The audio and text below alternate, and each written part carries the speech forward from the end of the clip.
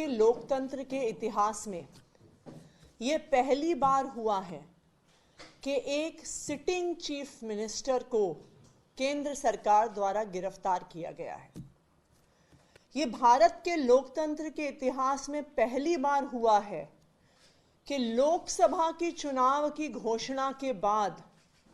एक national party के national convener को गिरफ्तार किया गया है। ये बिल्कुल साफ है कि अरविंद केजरीवाल जी की गिरफ्तारी भारतीय जनता पार्टी की एक राजनीतिक साजिश है। ईडी का उपयोग करके एक विपक्षी दल के राष्ट्रीय नेता को गिरफ्तार करना, एक ऐसे केस में जिसमें 2 साल की इन्वेस्टिगेशन के बाद भी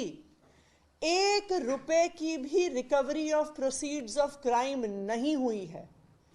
एक ऐसे केस में गिरफ्तार करना जहां पर आज तक ईडी कोर्ट्स के सामने कोई भी सबूत नहीं रख पाई है, सिर्फ और सिर्फ ये दिखाता है कि ये भारतीय जनता पार्टी का डर है, ये प्रधानमंत्री नरेंद्र मोदी जी का डर है। प्रधानमंत्री नरेंद्र मोदी जी को, भारतीय जनता पार्टी को ये लगता है कि अगर देश में कोई एक नेता है जो उन्हें चैलेंज कर सकता है तो उस नेता का नाम अरविंद केजरीवाल है।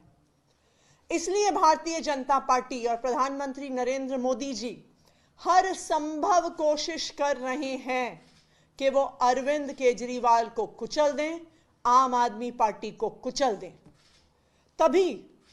एक के बाद एक आम आदमी पार्टी के एक एक नेता को गिरफ्तार किया जा रहा है। आज आम आदमी पार्टी के number 1, number 2, number 3, number 4, number 5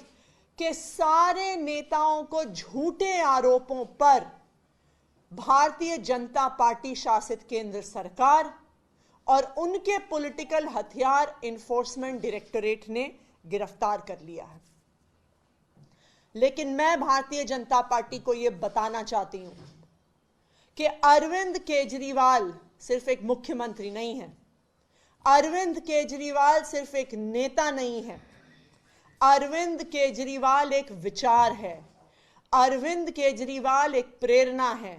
Arvind Kejriwal वो आदमी है जो अपनी IRS की नौकरी छोड़कर, इनकम टैक्स की नौकरी छोड़कर दिल्ली की सड़कों पर उतरा था इस देश के लोकतंत्र को बचाने के लिए, इस देश के संविधान को बचाने के लिए। और आज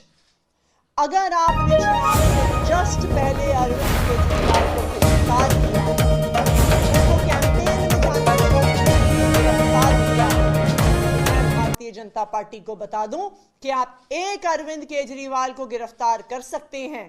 लेकिन हजारों अरविंद केजरीवाल दिल्ली की सड़कों पे और देश की सड़कों पे उतरेंगे इस देश के लोकतंत्र को बचाने के लिए। आज भारतीय जनता पार्टी ने लोकतंत्र को खत्म करने का कोई प्रयास नहीं छोड़ा। हम देख रहे हैं कि किस तरह से एक के बाद एक सभी विपक्षी दलों पे और सभी विपक्षी नेताओं पे हमले हो रहे हैं।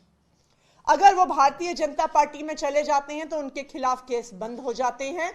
अगर वो भारतीय जनता पार्टी में जाने से मना कर देते हैं तो उन्हें उठा के जेल में फेंक दिया जाता है। दूसरी तरफ हमने देखा है कि किस तरह से कंपनियों को ईडी और सीबीआई के माध्यम से डरा के, धमका के, उन पे केस करके उनसे इलेक्टोरल बॉन्ड्स के माध्यम से हजारों करोड़ की उगाही करी है भारतीय जनता पार्टी ने। एक तरफ हेमंत सोरेन की गिरफ्तारी होती है, दूसरी तरफ कांग्रेस पार्टी का बैंक अकाउंट फ्रीज होता है। ये आने वाले लोकसभा चुनाव को, आने वाले पूरे देश में होने वाले चुनाव को अफेक्ट करने का तरीका है, विपक्ष को खत्म करने का तरीका है।